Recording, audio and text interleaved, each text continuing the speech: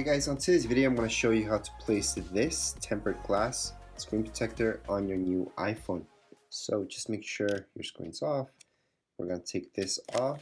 So this is what came with your phone initially. It's not a protector. You guys do need to take that off. And then just like this one, just make sure there's no dust on it.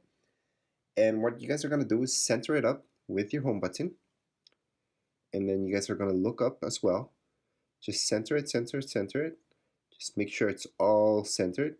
And it's basically based on your home button. And then your top, you obviously want that to be centered as well. From there, just tap it in the middle.